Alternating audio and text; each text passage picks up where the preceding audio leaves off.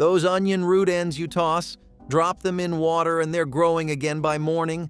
Save the eyes from a spotted potato and one scrap becomes 8 new taters in the ground. They never threw away what the next harvest needed. Here are 30 hillbilly scraps you should never throw away. The green onion was never a one-and-done vegetable in a hillbilly kitchen. You cut the green tops, use them in whatever was cooking, and the white root end, that pale little nub with the thread-thin roots still attached, went straight into a mason jar of water on the windowsill. Within a day, sometimes less, new green shoots pushed up from the center. Within a week, you had a full cutting again. Families kept 3 or 4 jars going at a time, staggered so there was always something ready to snip. Kids growing up in those houses assumed everyone did this. It wasn't until they were grown and watched a neighbor throw the root end in the trash that they realized most people had no idea. The scallion went to market once. After that, it was free forever. Now the jars are gone and the root ends go in the compost without a second thought. Before you could plant a sweet potato crop, you needed slips. And slips came from the last sweet potato you didn't eat. Suspend the potato in a jar of water with a few toothpicks holding it halfway above the surface, keep it somewhere warm where the sun could reach it, and wait. Within 2 to 3 weeks, pale green shoots pushed out of the skin. Those were the slips. When they reached 4 to 6 inches, you twisted them off at the base, set their cut ends in water until roots developed, and then planted them out after the last frost. One sweet potato from last year's harvest could produce a dozen slips, and each slip grew into a vine that yielded several pounds of new potatoes by fall. The Cherokee people of the Southern Highlands had cultivated sweet potatoes for generations before European settlers arrived, and the slip method they used traveled intact through centuries of Appalachian kitchens. Your grandmother never spent money on sweet potato starts. The one that sat too long on the shelf and began to sprout, that was the seed. That was the gift. A potato with eyes was never a wasted potato in the mountains. It was a potato that had already decided what it wanted to become. Those little dimpled sprouts pushing through the skin, the ones that made city folk throw the whole thing out, were the beginning of next year's crop. You cut the potato into sections, making sure each piece held at least one eye, and you laid the cut pieces out for a day or two to let the surface dry and harden, a step the old-timers called letting it scab, which prevented the cut from rotting in the ground before the eye could take root. Then each piece went into the earth, eye facing up, about 4 inches deep. One potato with 3 or 4 good eyes could become 3 or 4 separate plants, each one producing 5 to 8 new potatoes by summer's end. In the 1930s, when a 10-pound bag of seed potatoes cost more than some families earned in a day, this wasn't a trick. It was the only way. The potato that was past eating was the potato that planted the garden. The celery base was the part most people tossed without thinking. The pale, flat-bottomed stump left after you'd snapped off every stalk. But set that base in a shallow bowl with just enough water to cover the bottom. Leave it somewhere bright, and within days the cut center began to push up new pale stalks, tightly curled, smelling exactly like fresh celery. Within a week, those stalks were tall enough to chop into soups and stews. Within 2 weeks, you had enough growth to transplant the whole base into a pot of soil and let it grow into a full second plant. Mountain families who kept a kitchen garden used this method throughout winter. Celery was expensive to buy and almost impossible to grow from seed without a long start indoors. But the base of one store-bought bunch could keep producing through January if you kept it in a warm window. The water had to be changed every couple of days, kept clean so it didn't sour. That was the only rule. The children in those households grew up thinking celery never really ended, and they weren't wrong. And if celery could grow back from what you'd considered its remains, so could something far more substantial. The cabbage core, that dense white woody stump left after you'd cut away every leaf, wasn't finished either. Slice a shallow cross into the flat top of the stump. Set it in moist soil with the roots facing down. Keep it watered and in decent light, and within a few weeks, new leaves began pushing up through the cuts. Not a tight grocery store head, something looser, more roughly, still entirely edible. Depression-era families in the Appalachian foothills who stretched every garden dollar knew that a 20-cent head of cabbage wasn't one meal. It was two if you treated the core right. The outer leaves went into the pot. The core went back into the ground. By the time the first planting was finished, the regrown cabbage was already greening up in the corner of the garden. The waste that fed you twice wasn't special knowledge. It was common sense that stopped being common. The garlic that went green in the pantry was never a failure. It was a head that had already done half the work for you. Those pale green shoots pushing out of the papery skin meant the cloves were ready to go straight into the ground. You didn't need to plant in fall like the catalogs instructed. A sprouted clove pressed root end down into any decent soil, even in a pot on the porch, would push up garlic greens within days. Tender, mild, usable right away as green garlic, long before a full bulb ever formed. If you left it in the ground through the growing season, it multiplied into a full head by midsummer. Mountain families in eastern Kentucky and western North Carolina kept garlic going this way for generations.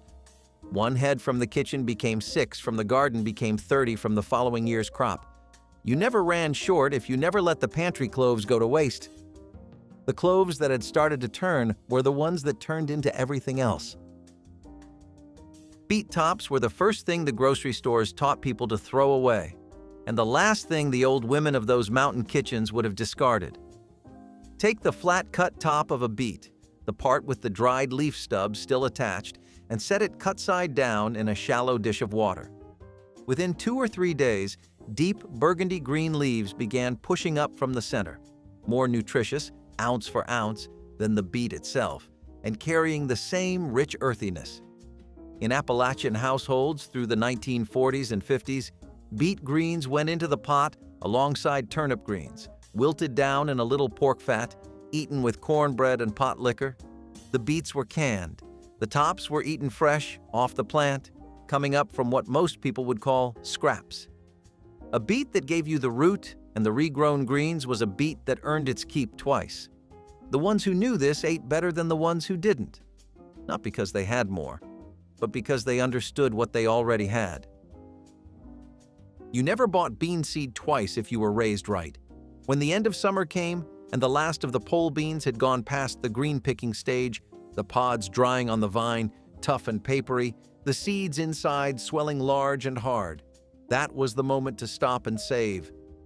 You stripped the dried pods, shelled them over a newspaper, and spread the seeds out to finish drying in a dry room for another week or two before storing them in a tin or a cloth sack hung from the rafters where mice couldn't reach.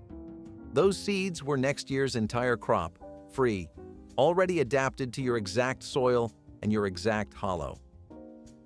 Seed saver Bill Best of Berea College in Kentucky spent 50 years documenting over 500 distinct heirloom bean varieties in the southern Appalachians, each one saved and traded between families across generations, never bought from a catalog, never owned by a corporation. The white Hastings bean, the brown goose, the greasy cut short, these existed because someone always kept back enough seed and never once threw the dried pods away. Turnip tops had a second life that most cooks outside the mountains never thought to ask for. Once a turnip was pulled and the long green leaves trimmed off for cooking, the knobby crown that remained, the shoulder of the root where the leaves attached, could be set in a shallow dish of water and left in a bright window. Within a few days, fresh young greens pushed up again from the center, tender and mild, without the bitterness that older turnip leaves sometimes carried. These volunteer greens, as the older women sometimes called them, were clipped and added to whatever pot was on, a second serving from a root that had already given its all. The same method worked with rutabagas, with parsnips, with any root vegetable that still had a growing point at its crown.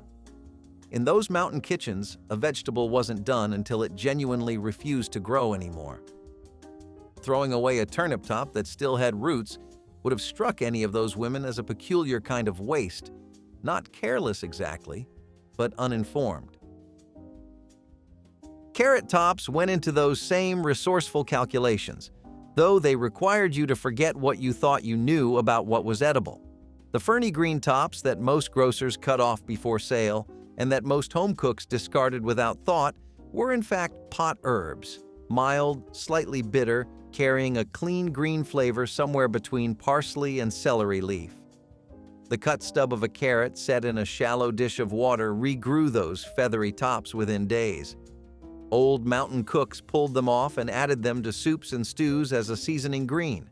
Some dried them for winter. Some ground them with salt into a rough herb mix that flavored beans and cornbread. The carrot itself was eaten. The top was used. The stub was set in water to grow more tops. In a kitchen where the cost of a bunch of parsley could mean the difference between a full pot and a thin one, a vegetable that produced its own free herb topping was something you learned from the women who came before you, not from any recipe card that ever existed. Leeks were a cool season crop that most mountain families grew once and then never had to replant because the base took care of that work for them. After you'd used the upper green portion of a leek in soup or beans, the root end, that white bulb with its fine root threads still hanging below, went into a shallow cup of water. New pale stalks pushed up from the center within a few days, not one but several, tightly bundled together. Change the water every couple of days and they kept coming all through the cold months, a steady source of fresh leek flavor through January and February when the garden was frozen solid. Some families transplanted the bases back into the ground in spring and let them bulb out again. The leek was a Scots-Irish immigrant's vegetable. It came to Appalachia with the settlers of the 1700s, and it arrived carrying a European peasant tradition of treating it as a perennial. You used it, you rooted it, you used it again. The American habit of throwing the root end away would have baffled every one of those settlers who carried it over the mountains. Ginger root was the one kitchen scrap that, once planted, kept going indefinitely. A knob left over from a recipe, even a small dried-out piece with a tiny nub of new growth at one end, pressed lightly into warm, damp potting soil, would send up green shoots within 2 to 3 weeks, and underground it was quietly spreading new rhizomes in every direction. Dig gently at the edge of the pot after a few months and you'd find more ginger than you started with. Break a piece off, cover the rest back up, and the plant just kept growing. Ginger was a traded and gifted crop in mountain communities. Tropical in origin, it couldn't winter over outdoors in most of Appalachia, but families kept it going in pots through summer and dragged them inside before the first frost. A single piece passed between neighbors might have traveled years and dozens of kitchens before anyone thought to buy a fresh root. You put a thumb-sized scrap into dirt, and it multiplied into a permanent supply of something that once cost money. That was the kind of return on nothing that those kitchens ran on. Greasy beans didn't look like much in the hand. Small, dull, their dried pods slick and stringless in a way that set them apart from every other bean on the mountain. But they carried something no catalog seed ever could. The greasy cut short, the white half-runner, Appalachian heirloom varieties, some descended from beans the Cherokee had cultivated and passed to European settlers through trade, their lines running through specific hollows and specific families for hundreds of years. You didn't save just any bean. You saved yours. The variety that did best in your soil, in your hollow. When a woman gave you a handful of her beans to plant, she was giving you something that had been in her family longer than her house had stood. Bill Best of Berea College, Kentucky, documented over 500 distinct heirloom bean varieties in the southern Appalachians. Each one traded across generations, never bought from a catalog. The seed was the real inheritance. Most of those lines are gone now, broken by hybrid seeds and convenience.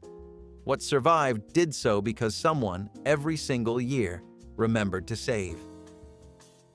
Bloody Butcher corn didn't look the way corn was supposed to look. Its kernels ran from deep red to rust to flecked white, like something stained, which is exactly how it got its name. Edgar Meadows of Sutton, West Virginia, whose family had grown Bloody Butcher for at least 5 generations, kept the seed going through the 1930s and 40s when his family used mules to plow and the corn served for everything: cornbread, hominy, animal feed, and quietly, moonshine. It matured in about 90 days and handled the short Appalachian growing season and early frosts better than most other varieties, which is why it survived long after other corns gave way to hybrid seed. The kernels were shelled off dried cobs in winter, stored in cloth bags or sealed tins, and planted the following spring. One saved cob became the following year's entire planting.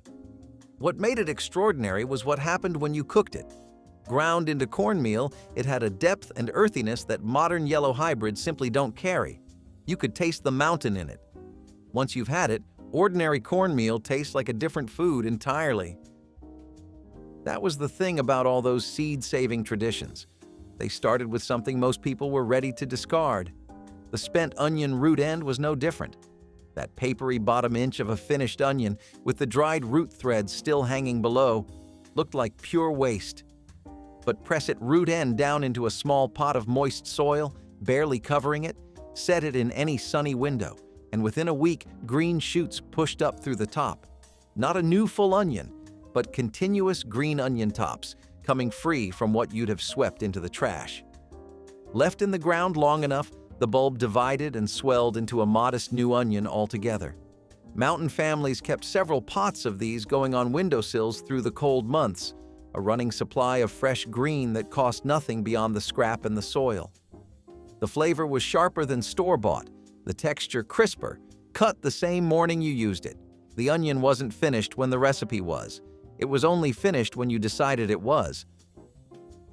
Nobody in those kitchens bought herb plants twice. You bought mint once, or someone handed you a cutting, and after that, it was everywhere you put it. Snip a stem of mint, sage, or rosemary 4 to 6 inches long, strip the lower leaves, and stand the bare stem in a jar of water on the windowsill.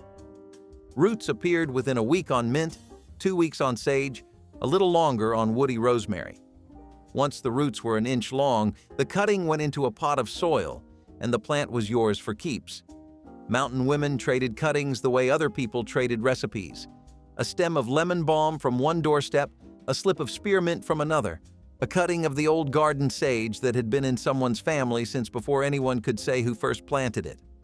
The jar on the windowsill was never empty of something rooting.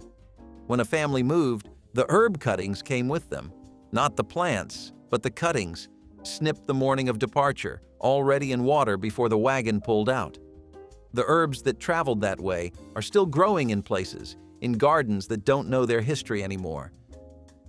The tomato seed was the easiest thing in the world to save and the most neglected. Cut open a ripe tomato, scrape the seeds into a small jar of water, and leave it on the counter for 2 or 3 days. The fermentation loosened the gelatinous coating around each seed, the coating that prevented germination, and the viable seeds sank while the chaff floated. Pour off the water, rinse the sunk seeds onto a piece of paper sack, spread them thin, and let them dry for a week. Store in a labeled envelope, kept cool and dark through winter, and those seeds produced the whole summer's crop for free. Radiator Charlie's Mortgage Lifter, an Appalachian heirloom tomato developed by M.C. Biles of Logan, West Virginia in the 1940s, was bred through hand pollination and saved this exact way, crossed and selected over 6 years until it grew so large and so reliably that Charlie sold the plants and paid off his mortgage. The seed knew the mountain. She saved it every year, in the same envelope, in the same tin, on the same shelf. When she was gone, the tin was still there. The seeds inside were a year too old to plant. The romaine heart, that pale, tight cluster of inner leaves, had one more act after the outer leaves were eaten. Set the base in a jar with an inch of water, leave it by any window with decent light, and within 3 or 4 days, new pale green leaves began curling up from the center, tender and slightly sweet, tasting cleaner than the outer leaves ever had. Within 2 weeks, there was enough for a salad. The trick was keeping only an inch of water, too much, and the base rotted before the leaves had a chance. In the 1960s, when a head of romaine was still a modest luxury in rural mountain areas, families stretched a purchased head across an extra 2 weeks of meals this way. Children in those houses thought lettuce grew in jars. They weren't entirely wrong. It did, from the part their mothers had the presence of mind not to throw away. The inner leaves that came back were often the best leaves the head had produced. Squash seeds were saved with a kind of annual ceremony that most families didn't recognize as ceremony until it was gone. When the last butternut of the season was cut open in the fall, the one set aside specifically for seed, The seeds were scooped out, separated from the pulp in a bowl of water where the good seeds sank and the hollow ones floated, then spread on a sheet of newspaper on the kitchen table to dry. The candy roaster squash, a massive Appalachian heirloom that could grow to 50 pounds and had been cultivated in the southern mountains since Cherokee times, was saved this way by families in western North Carolina and eastern Tennessee who never purchased seed. It existed only because someone kept the seeds every year. The dried seeds went into a paper envelope stored in a cool, dry place until the following April. One squash could hold 100 seeds. 100 seeds could feed a family for months. The woman who knew which squash to keep for seed, the one who sat on the back step and watched the whole garden, she knew things about that patch that nobody else did. When she stopped saving, so did the squash. The walking onion was the closest thing to a permanent free food supply a mountain garden could produce. Set one bulb into the ground in spring, and by fall the plant had multiplied underground into a cluster of new bulbs while sending up a stalk topped with aerial bulblets. Those bulblets bent the stalk to the ground under their own weight and planted themselves, which is why the old-timers called them walking onions, because they moved a few inches across the garden each year. Heirloom varieties of the multiplier onion had been grown in Appalachian communities from the 1700s onward, perennial and self-perpetuating, meaning a family that planted them once had onions for the rest of their time on that land. You divided and replanted a handful each fall, but you never bought onion sets again. The walking onion bed was the kind of thing left to a daughter in a will. Not mentioned, just understood. She'd know what to do because she'd watched it walk for 20 years. By the 1970s, most of those beds had been dug up as families moved to town. The onion kept walking. Nobody was there to notice. The cayenne and the garden pepper were among the easiest seeds in the world to save, which is why it made no sense that people stopped saving them. Let one pepper go fully ripe, past the green, all the way to deep red, and the seeds inside were already dry and viable, ready for storage without any special treatment. You shook them onto paper, let them finish drying for a week, folded it into a labeled envelope, and that was the whole process. Those seeds came back every year, growing into plants already adapted to your specific garden and your specific summer heat. Appalachian families who grew cayenne peppers through the 1930s and 40s used dried pods for seasoning all winter. Hung in strings from the kitchen ceiling, crumbled into bean pots and stews, their heat steady and reliable. The seeds from those same pods went back into the garden in spring. The plant had been in the family since before anyone could remember how it got there. Nobody had ever bought seed for it. Nobody ever needed to. The last time anyone saved seed from it was the last summer she kept a garden. Lemongrass wasn't native to Appalachia. It arrived through the same networks of trading, gifting, and swapping that moved seeds and cuttings across hollows and ridge lines throughout the 19th and early 20th centuries. Once it arrived, it stayed. The cut base of a lemongrass stalk placed in a glass of water in a warm window, rooted within 2 to 3 weeks. Once rooted and transplanted into soil, it grew into a full clump that could reach 4 feet by summer's end. Divide the clump in fall, pot up a few sections to overwinter inside, and you had starts for the following year, free, indefinitely. The flavor it gave to teas and herb broths was clean and citrusy, brightening whatever it touched. Families who kept it going never thought of it as exotic. It was just the lemongrass from out by the porch steps, the one that came from so-and-so down the road, who got hers from somebody else. Nobody remembered who first planted it or where it came from. It had simply always been there, growing from its own cut base, the same as everything else that mattered.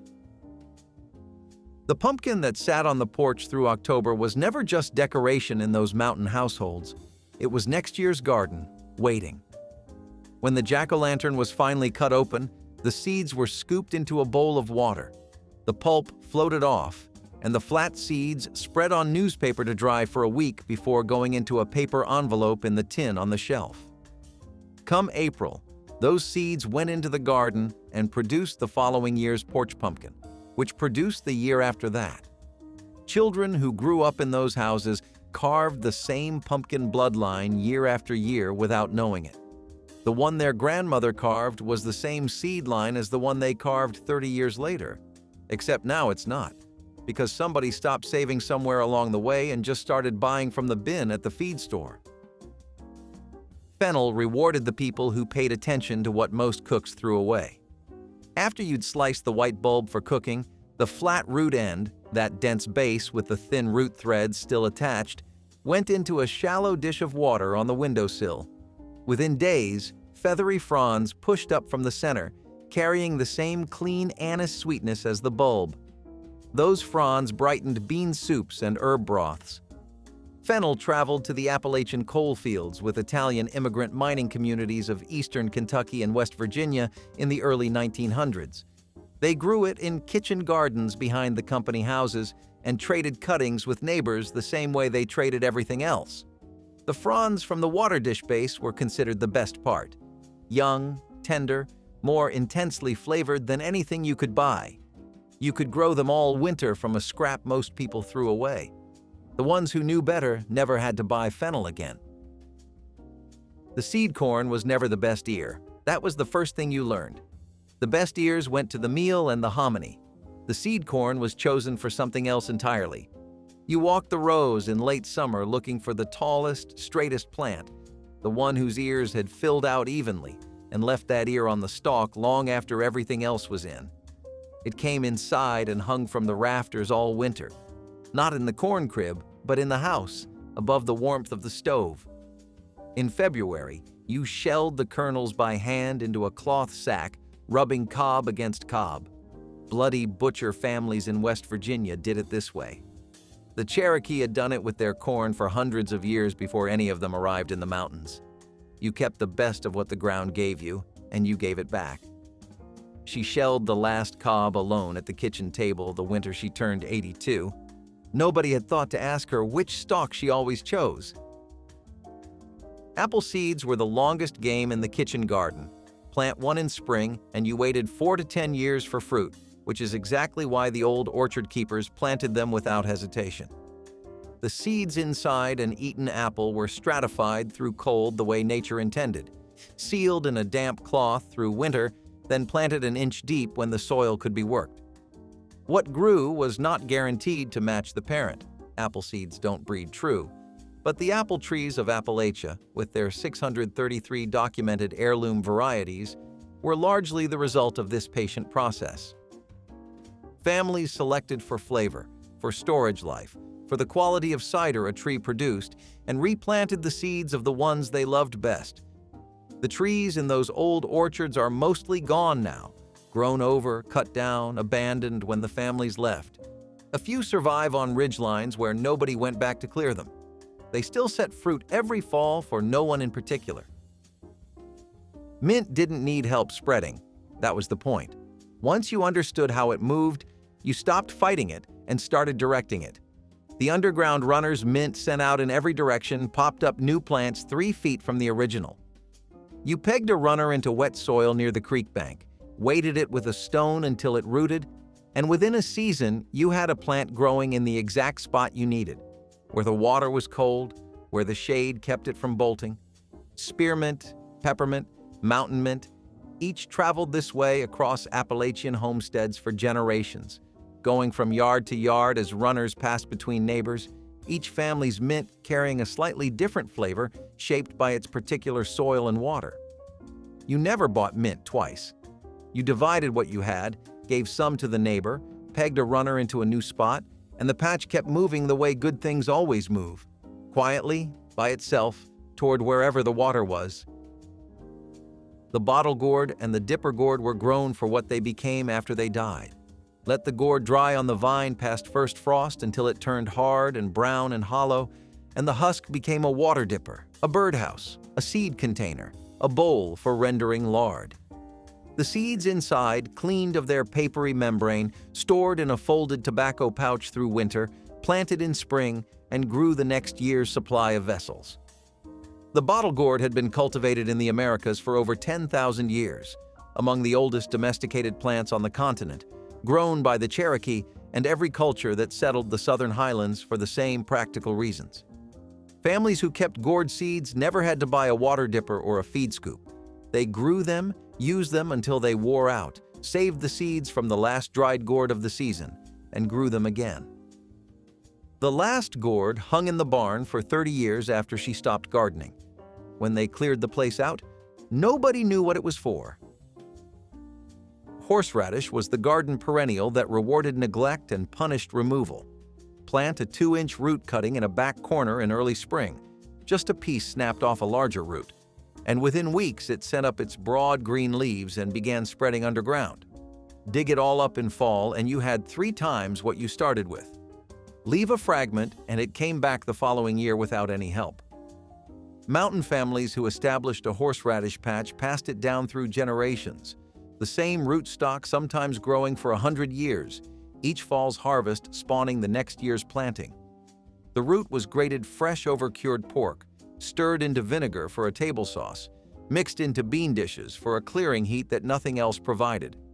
You dug it in fall when the cold had sweetened it, left the rest in the ground to multiply over winter. It asked for nothing. It just kept going, long after anyone had thought to tend it. The strawberry patch was the one thing in the kitchen garden that expanded itself if you let it. Every plant sent out long, thin runners through summer, each tipped with a small cluster of leaves that, if it touched bare soil, would root and become a new plant on its own. The old-timers never trimmed those runners. They bent them toward bare patches in the row, pressed the leaf cluster into the earth, weighted it with a stone, and left it alone.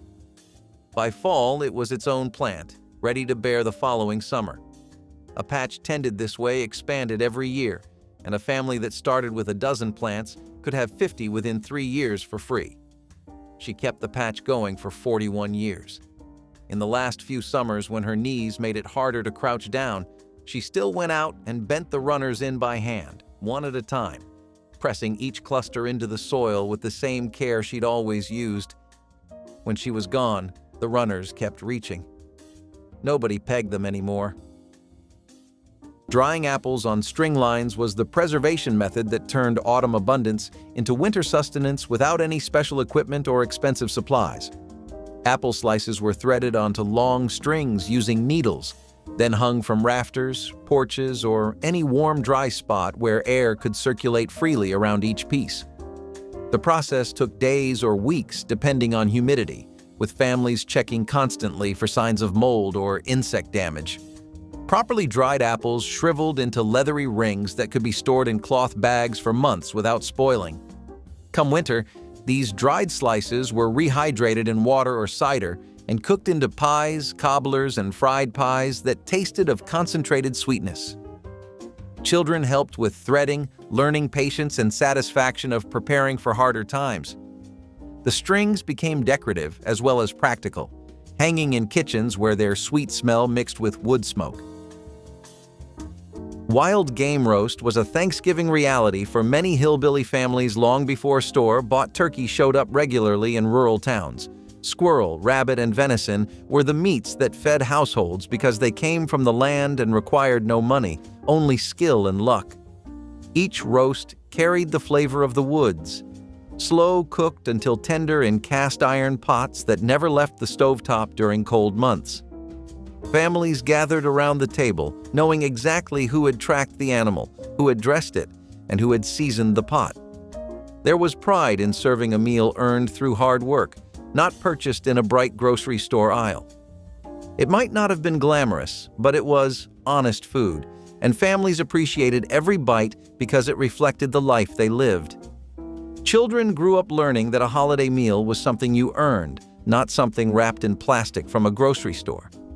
When turkey eventually became affordable, wild game roasts faded from the table, but they never faded from memory, especially for those who can still taste the smokiness of a meal that came straight from the hills. Leather britches with fatback brought summer's green beans to Christmas through ancient preservation. These weren't canned beans, but fresh beans strung on thread in late summer and hung from rafters. By Christmas, they hung brown, rattling when touched. The beans were soaked overnight, then cooked slowly with fatback until tender. The result tasted like concentrated summer with smoky richness. In Appalachian homes, Leather britches represented connection between seasons, August abundance preserved for December. Grandmothers taught granddaughters proper stringing, threading beans carefully for drying. The beans hung all fall, visible reminders of summer work feeding Christmas tables. Cooked long, they became tender with chewy texture unlike fresh beans. The pot liquor was rich, sopped with cornbread. This represented mountain resourcefulness, preserving without equipment, feeding families through winter using thread and time. Burying potatoes in ash was one of the oldest cooking methods mountain families used before electric ovens existed in rural Appalachian communities. Fresh potatoes were nestled directly into warm ashes at the edge of a fireplace, covered completely until only coals surrounded them on all sides. The ash acted as insulation, slowly roasting potatoes over several hours until skins turned papery and insides became fluffy and sweet. Families learned exactly how deep to bury them through years of practice passed from grandmother to granddaughter. The technique required no pots, no pans, and no fuel beyond what was already heating the home. Children were sent to check potatoes by poking them with sticks, learning doneness through texture rather than timers. The finished potatoes emerged with subtle smokiness no modern oven could replicate. This method fed families through winters when other cooking options were limited and fuel was precious. Skillet fried corn was the dish that turned simple sweet corn into something unforgettable, especially when cooked in bacon grease. The kernels sizzled and popped as they hit the hot iron, soaking up all the smoky flavor and turning golden around the edges. This was not cream-style corn from a can, and it was definitely not corn baked into a casserole. It was country cooking at its purest, built on the belief that a good skillet could transform anything families served, fried corn beside everything from ham to wild game. And it held its own every time. It was sweet, salty, and rich. The kind of side that made plates a little heavier and bellies a lot happier. Modern kitchens rarely take the time to fry corn this way anymore, but those who grew up on it can still remember the sound of that iron skillet and the smell of bacon drifting through the house. Stack cake with dried apple filling was Christmas dessert requiring community cooperation and weeks of preparation. This wasn't ordinary cake, but thin layers stacked with dried apple filling, creating towering centerpiece feeding dozens. Women began drying apples in late summer, slicing thin and laying on screens until leathery. Come Christmas, apples were rehydrated and cooked with molasses and cinnamon until thick. The cake layers were simple: flour, lard, molasses, spices, rolled thin and baked separately. Assembly was ceremony, each layer placed and spread with apple mixture. The cake sat for days, letting flavors meld into something slicing clean and tasting like autumn. In mountain communities, stack cake represented cooperation because neighbors often brought layers to celebrations. The finished cake stood tall, dark layers visible through golden apple filling. This represented mountain Christmas, patient, cooperative, deeply satisfying. Wrapping food in wet newspaper before burying it in coals was a technique that created steam cooking without any equipment at all beyond what most families had available. The dampened paper protected food from direct contact with ash, while moisture trapped inside created pressure that cooked fish and vegetables evenly throughout. Mountain families learned this from Native American traditions and adapted it to their own needs, using whatever paper was available from rare newspapers to catalog pages. The paper charred on the outside while food inside steamed to perfection, emerging clean and thoroughly cooked. Timing was crucial because too long meant paper burned through while too short left food underdone. Experienced cooks developed instinct for judging coals and thickness. The technique worked especially well for delicate fish that fell apart when fried, keeping flesh intact while infusing subtle smoke flavor. Children watched this magic happen at fish fries. Buttermilk pie with nutmeg was the quiet dessert of rural Thanksgivings, the one that did not look fancy, but always disappeared first. It was made from ingredients that lived permanently in the pantry: flour, sugar, buttermilk, and a dusting of nutmeg that warmed the whole slice. The filling baked up tangy and smooth with a texture somewhere between custard and cream. This pie did not rely on luxury or decoration. only balance and simplicity. When times were tight, it was the sweet treat families trusted because it never failed and never cost more than a few coins. Over the years, as holidays leaned toward richer pies piled high with toppings, this humble beauty faded into memory. But anyone who has tasted its gentle warmth knows it still deserves a place at the table. Fried squirrel with milk gravy turned small game into Christmas celebration, tasting like hickory nuts and mountain tradition. December, squirrels were fat from fall acorns, their meat firm and flavorful. Young boys went hunting Christmas Eve morning, fathers teaching them to shoot cleanly. The squirrels were cleaned, cut into pieces, then soaked overnight in salt water. On Christmas morning, they were dredged in seasoned flour and fried in hot lard until golden crispy. Pan drippings became milk gravy, flour stirred into hot fat, then milk added slowly until thickened creamy. Families served this over fresh-baked biscuits. In Appalachian communities, Squirrel Christmas meant teaching children to hunt, to provide. Understanding food came from work. The meat was tender and slightly nutty, each piece representing hours in cold December woods. Mothers fried batch after batch, keeping platters warm. This wasn't poverty food, but tradition connecting tables to land itself. Storing eggs in water glass was the preservation method that kept mountain families supplied through winter months when hens stopped laying entirely and eggs became scarce. Water glass, a solution of sodium silicate and water, sealed eggshells by filling their tiny pores and preventing air and bacteria from entering. Fresh eggs were carefully lowered into crocks filled with the solution, where they remained edible for 6 months or longer without refrigeration. Families gathered eggs during peak laying season and preserved dozens at a time, ensuring protein through lean months. The technique required clean eggs with intact shells, so women handled each one carefully, rejecting any with cracks that might introduce contamination. Eggs preserved this way cooked normally, though they sometimes produced flatter whites, which mattered little when food security was the priority. The crocks were stored in cool cellars where temperatures stayed stable. Potato cakes made from leftover mash were a hillbilly necessity, especially after a long Thanksgiving when not a scrap could be wasted. Cold mashed potatoes were mixed with flour, onions, and sometimes an egg, shaped by hand, and fried until crisp on the outside and soft inside. They stretched leftovers into another meal, making sure no one went hungry the next day, and that nothing from the holiday table went to waste. These cakes were often eaten for breakfast with coffee, or carried out to the barn as a quick bite between chores. Rural households relied on dishes like this because they turned simple ingredients into real comfort, creating warmth from what others might throw away.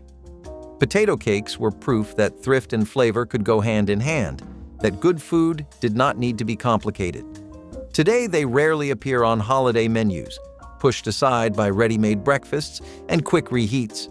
But their memory still brings warmth to anyone who grew up tasting them right out of the skillet, hot enough to burn your fingers, but too good to wait.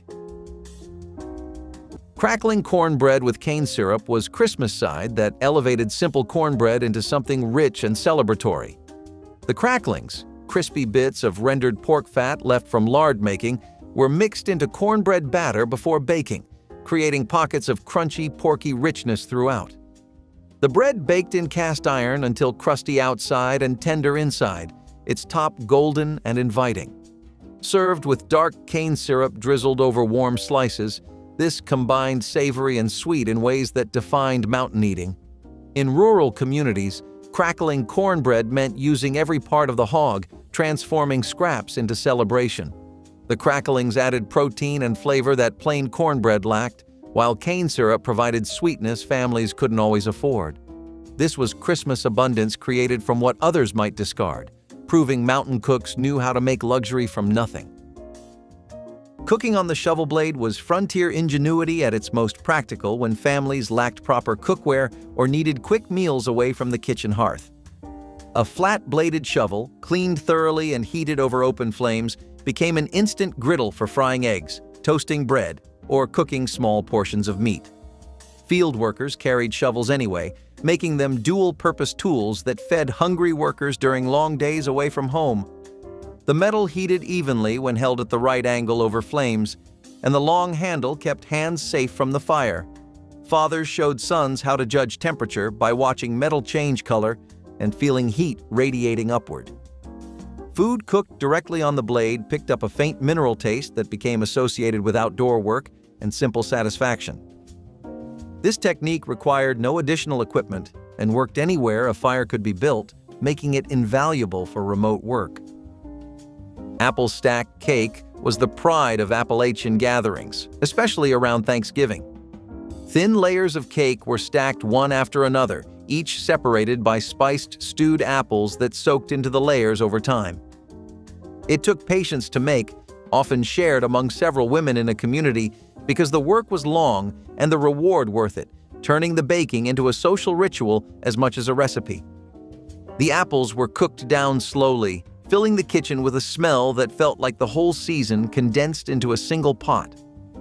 By the next day, the cake had softened into something tender, sweet, and deeply nostalgic, the layers almost melting into one another.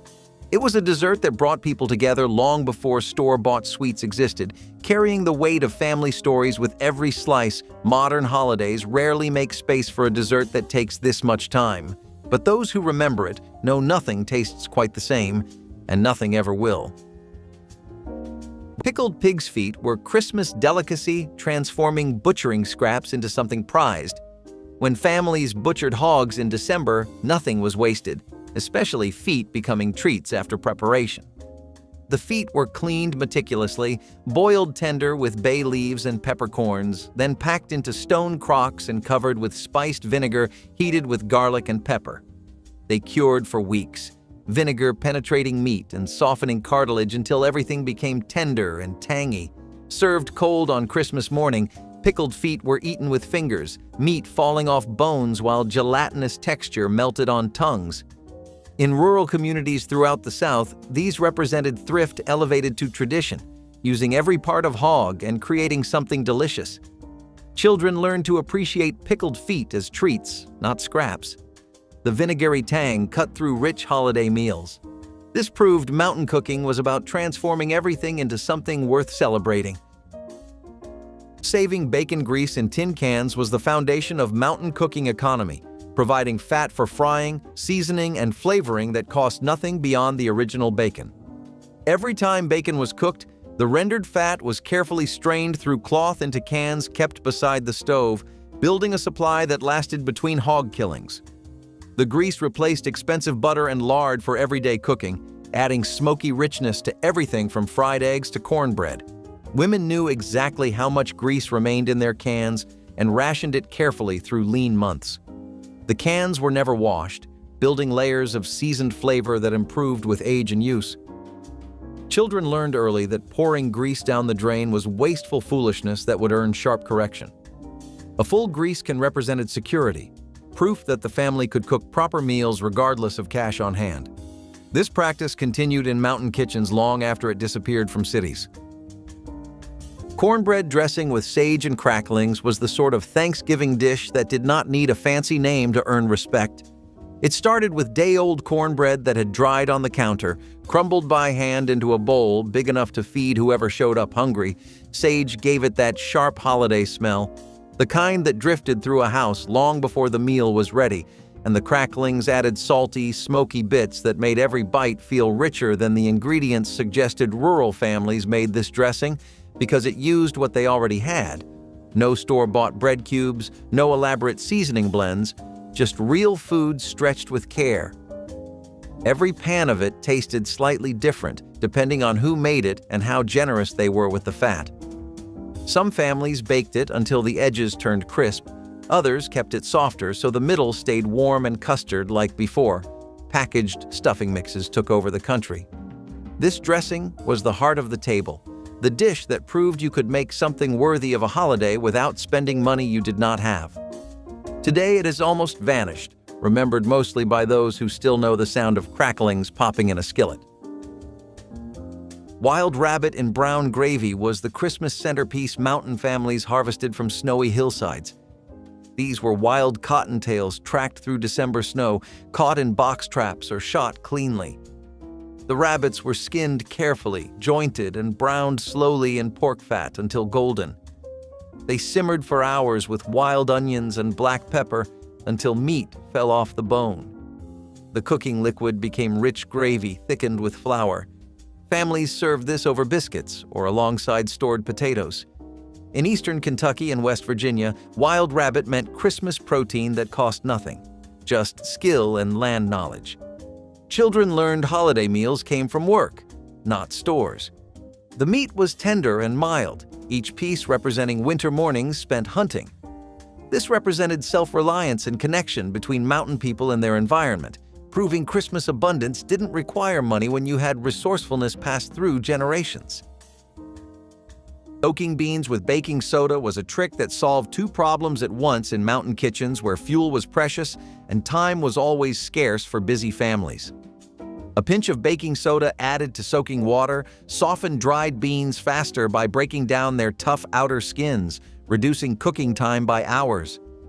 For families burning wood, they had chopped themselves. Shorter cooking times meant real savings in labor and resources.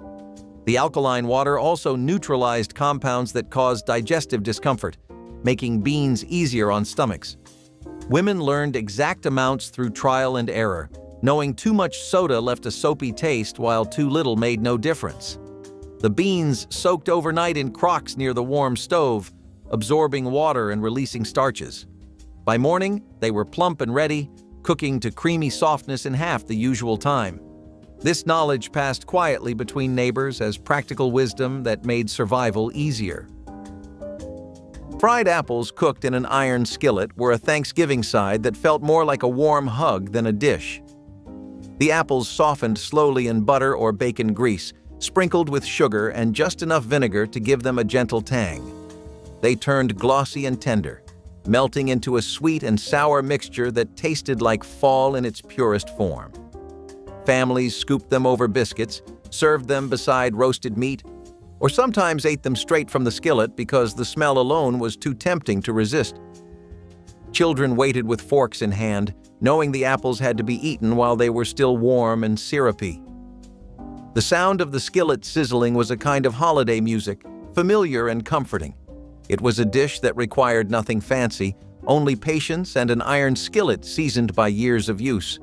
As store-bought pies and canned fillings took over, fried apples slipped off the holiday table, but their memory lingers in kitchens where the past still matters, where the sound of a spoon scraping the skillet can bring back decades in a single moment. Whole hog shoulder with crackling bread was Christmas feast requiring community effort, turning December butchering into celebration. Mountain families raised hogs specifically for Christmas slaughter, feeding them all year. The shoulder was large enough to feed extended family, fatty enough to stay moist during long cooking. It was seasoned with salt and pepper, then slow roasted over hickory coals in outdoor pits men tended throughout Christmas Eve night. Fat rendered slowly, creating crispy bark outside while inside stayed tender. Women saved cracklings, crispy rendered pork fat bits, to mix into cornbread batter. The crackling bread baked in cast iron skillets, top golden and crunchy.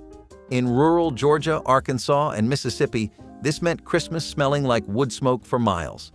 Families gathered around outdoor fires, sharing whiskey and stories while meat cooked through cold night. The finished shoulder pulled apart easily, juice running into crackling bread. Keeping butter cool in the well was the refrigeration method mountain families relied on before electricity reached rural hollows. A covered crock or bucket containing butter was lowered on a rope into the family well, where water temperature stayed constant around 50 degrees year-round regardless of summer heat above ground. The butter remained firm and fresh for weeks without turning rancid, protected by both the cool temperature and the darkness that prevented light from breaking down the fats.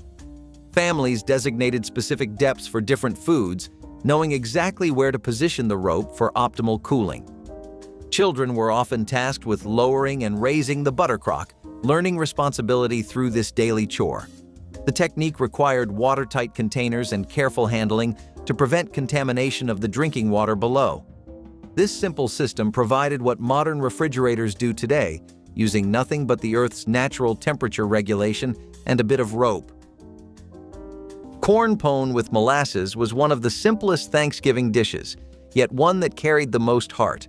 Cornmeal mixed with water and a pinch of salt baked into a dense, rustic loaf that filled bellies without costing a cent.